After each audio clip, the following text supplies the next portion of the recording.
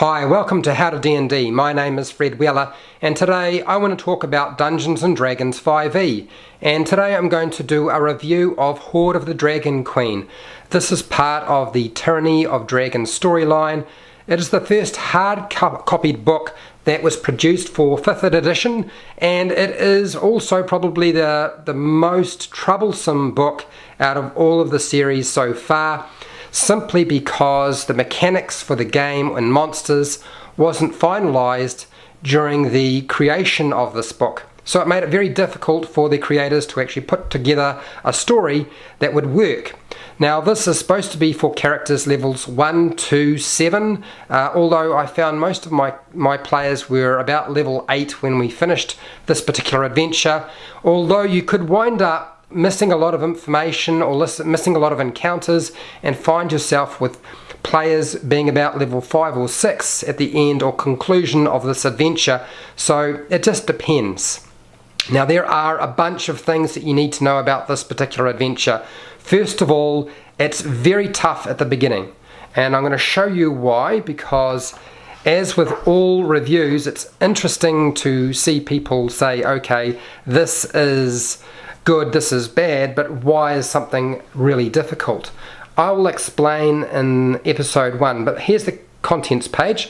This gives you basic background information for your adventure. You're going to be trying to stop the cult of the dragon bringing Tiamat back into the world. Now if you were worried about there being spoilers, there are going to be spoilers. This particular review is designed primarily for dungeon masters thinking of running this game. So episode 1 is Greenest and Flames. This is where they'll start out. Episode 2, the Raiders Camp.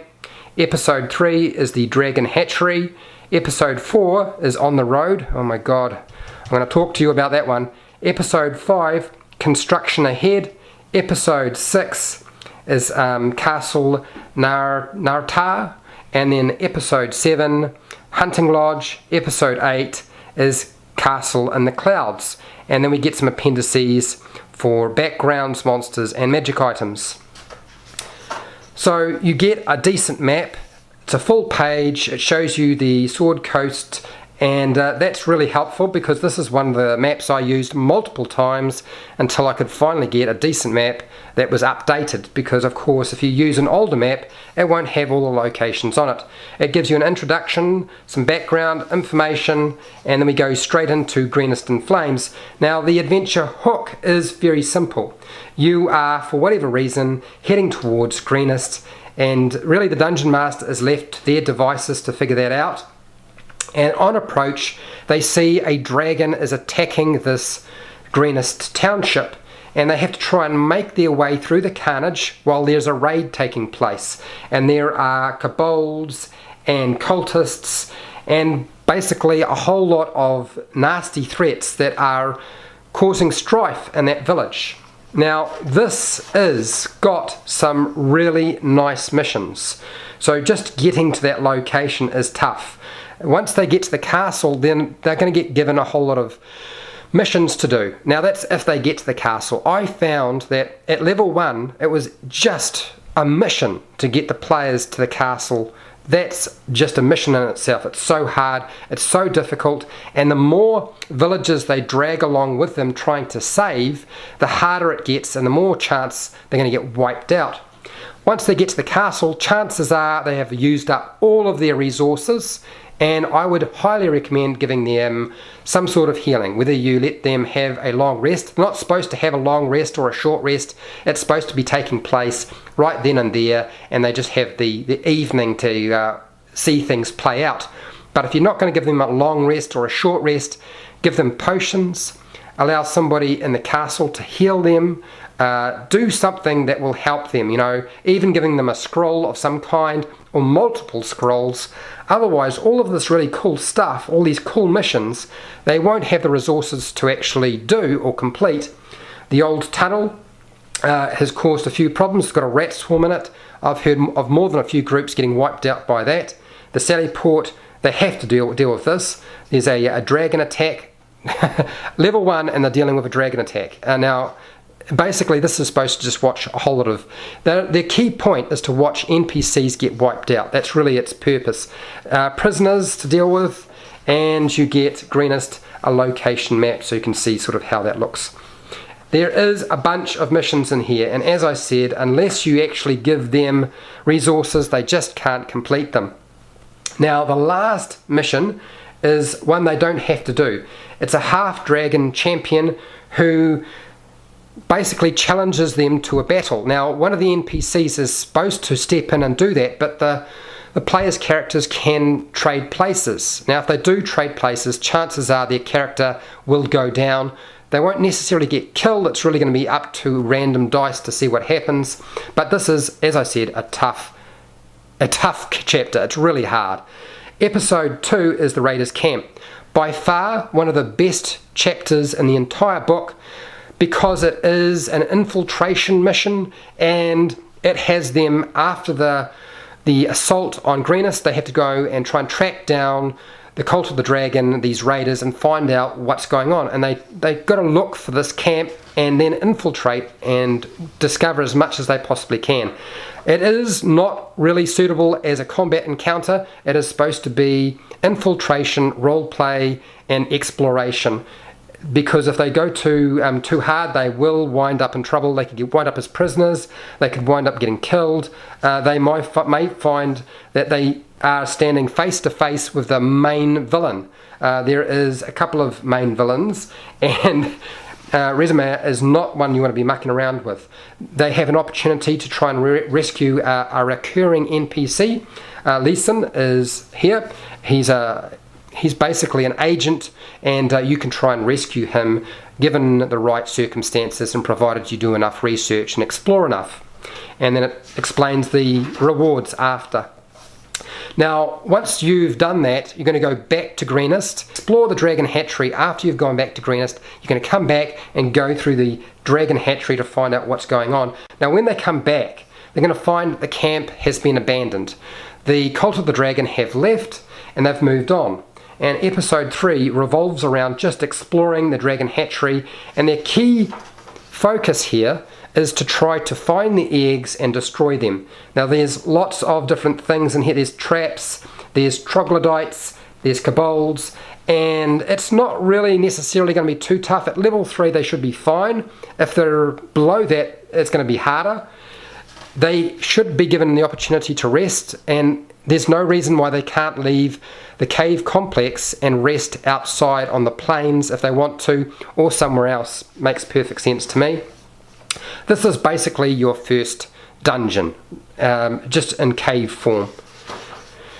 There are rewards. There's a bit of treasure stored. Most of it's been cleaned out. You're not going to find a lot of treasure rewards in this section. This is not a bad part to the adventure. It's just not quite as interesting as the episode 2 section. That's all. Then we come on to episode 4, On the Road. Now, this is basically them trying to find out or take the information they've gathered about the Cult of the Dragon and what's happened at Greenest and take it to somebody who can help them. So they're going to get on the road and they're going to make their way for quite some time to Baldur's Gate. The problem with this particular section is it takes a while. There's a lot of NPCs. They're going to get to Baldur's Gate. They're going to follow a caravan. There's a bunch of NPCs, heaps of them, far more than you'll be able to manage, more than likely. And then you're going to have random encounters as you track this cult. A whole lot of wagons full of treasure, loaded up to the eyeballs. Now, can you imagine what it's like for a player who has to deal with not touching treasure on a wagon, multiple wagons, as it happens, for a long time? And this is essentially what they've got to do, because if they start taking the treasure, they're going to give away what the Cult of the Dragon are trying to hide themselves. So if they give that away and they wipe them out, then they've got nobody to follow. They have to follow them. This is one of the hassles with this particular one, and you get a multitude of random encounters that just seem to go on forever. Now, you don't have to use all of them, you can just use part of them, but you won't necessarily get enough XP unless you just use the milestone process to actually level them up to a point where they are ready for the next section. But by far the worst section is definitely dealing with the fact that they've got to follow a whole lot of treasure for such a long time. There's a couple of NPCs that they can assist on the way, and they have ulterior motives. Then we get to episode 5. Now, you've already been following this treasure for one episode. From here on out, the players just go from one location to another, following the Cult of the Dragon and the treasure. And it'll drive them absolutely nuts. Trust me, I had that happen in my game multiple times, and they did not like it. They did not like not being able to touch the shiny things. So episode 5 is construction ahead. They continue on, they get to Waters Deep, and they come to this roadhouse. This roadhouse is actually quite an interesting location, provided they can sort of control themselves and they don't go completely bananas and go rifling through the wagons. It's very short, it doesn't take too long. Most of my players actually did this in the covert of night so that nobody knew what was taking place, and then they wind up, hopefully, this is a very linear adventure, really is. It's sort of linear and then opens up into a sort of, sometimes a sandbox location, sometimes not. They're going to follow these lizard folk that take the treasure from this roadhouse to this castle. And this is episode 6, Castle Narratar, or something like that. So getting to the castle is not that difficult. It goes over a few hazards, some random encounters that they can come across. And then really, the rest of this just talks about the different factions. Now you've got Bollywogs and Lizard Folk, and the whole purpose of this particular section is to try to get the Lizard Folk to team up and work against the Bollywogs, deal with the Red Wizards who are hoarding all of this treasure and trying to move it to the next location. I know this sounds terrible, I know it really does. It can be painful at times. It's a pretty nice map, but it's absolutely chock-a-block with Lizard Folk and Bollywogs. I found myself just throwing everything at my players, and they crushed stuff. If they had to fight the Bollywogs and the Lizard Folk, it's much worse. But if they only have to fight one of the forces and they get the Lizard Folk on their side, it will be a lot easier. There's a moat, there's a few different threats. Most of it though is Lizard Folk and Bollywogs. There's a couple of monsters in here, but not an awful lot. You get a couple of different levels and some reasonable maps. At least I think it's 3 levels, and there's a section below the castle which will hopefully take them to a nasty looking lair. Okay, this is the dungeon underneath the castle, and if they get here, they're supposed to be able to find enough information, if they've done some exploring and they've cleared the place out, to get themselves to a teleport circle. Now this teleport circle will take them to the Grey Peak Mountains, and then we continue the adventure along as we chase the Cult of the Dragon and try to track down where the treasure is going. Dum-de-doo. Okay, so episode 7 is the Hunting Lodge. Now the Hunting Lodge has got some of the more interesting characters in it, I found. My players at this point were starting to lose it, and really they just wanted treasure. Some of them were controlling themselves, others weren't. There are some trolls in this location. It's not a hugely difficult location, although initially it might seem like that, particularly if they're not resting. If they're not taking long rests or short rests, and they're just trying to sort of charge on through and follow the trail, it will be a bit difficult. Gives you some decent maps. And this is where we face one of the more interesting NPCs. Talus the White. Talus the White, she's basically sort of she's trying to become one of the worm speakers, and that's really her goal. It's not necessarily going to work out that way, because if you've got to be pretty sneaky to be a worm speaker, you really need to know what you're doing. So this will take them to a small village. Once they've completed this section and dealt with Talis the White, it's going to take them to a small village, and this particular village is called Greenest. Not a great name, but there's some information here on Greenest, and then we get to episode 8, which is the Castle in the Clouds. And this would be my next most favourite episode in the whole adventure. Okay, episode 2 is good, but episode 8 means you go into a floating castle, and it's full of really nasty threats, and that is really this is the best part of the adventure. I felt that the climax to this adventure was actually pretty good. It's done a really decent job, but getting yourself from the village without being spotted is going to be a bit of a mission. You can do it. My players sort of messed it up, but getting to Skyreach Castle is your key. You want to try and do that, but you do have to get past a few cult guards. There is a map. It is a little bit hard to read at times because it's got multiple levels, so just bear that in mind. Plenty of descriptive text, information. The kinds of threats you're going to be facing are cultists. There's some stone giants that can cause them a lot of problems. Now, at this point, they're either level 7 or level 8, depending on how you've been working it. If you're really unlucky, they're a lot lower than that, and those stone golems are going to mess them up big time. Hopefully at this point Resma is still alive, this particular character. This is this black dragon, and they are also going to have to face off against one of the key red wizards, which is Wrath Mordor. He's actually not that difficult to take out, provided he doesn't have allies. If he has allies, it's going to be a bit harder. There's a lot of ogres. There's vampire spawn and vampires. They can cause trouble if you are not paying attention. And really, their goal is to try to get through all of these enemies to a particular character called Blagothicus. Now, this particular character, he owns the castle. It's his castle, and his partner, or partner's spirit, powers this castle. So he really has the last say about anything. He has a lot of treasure with him. If you're unlucky, your players will lose the plot and they'll go straight for him and kill him, but you don't want that, because then the castle crashes, and that would be bad. The whole idea is to try and talk to this particular giant. This is a cloud giant, and get that cloud giant to assist them in the upcoming battle, because it would be helpful to have the giants on your side if you can. There's a section on the Cloud Giant Tower and the main vault.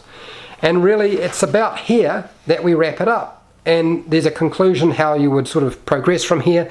From here, this adventure, you're going to Rise of Tiamat. You're going to go on to the next story, which is another hard copy book that you need to purchase. It has an awesome background section. It gives you like 10 different backgrounds that you can give to your players. What I did is I took these, photocopied it, cut them out, and got them to randomly roll a dice, and I just handed them out to people, and that gave them a focus for this whole adventure. Made a big difference. Highly recommend using this. It's a great idea. Some optional features if you want to use them, and some monsters are included in the back, and I believe you can get some of the stuff on a PDF as well. Most of the NPCs are in the back though, and there's that character, that red wizard I was talking about, Talis the White, so forth, and then a couple of magic items at the back. So what's my opinion? This is a very linear adventure. It will start driving your players mad at about level 4, episode 4. From on the road, it will start to get a bit trying at times. My players actually sort of forgot what the purpose was in the end, and I had to remind them multiple times. It does have sandboxy elements, but it is like a linear path that you follow, and unfortunately they have to follow treasure. If they were following something else other than treasure, it probably would have been easier to run. Other than that, I wouldn't say it's a terrible adventure. I know a lot of my players enjoyed it. I know some of my players did not enjoy it, and some of the dungeon masters that I've come across have said it's been fantastic. Others have said it's terrible. It's got pretty mixed reviews. That's really all I have to say about Hoard of the Dragon Queen. If you found this useful or helpful, please share, like and subscribe. Make a comment below if you have any questions about Hoard of the Dragon Queen. I have run the story. I've played in certain parts of it, but mostly I've just run the adventure. And till next time, keep rolling those 20s.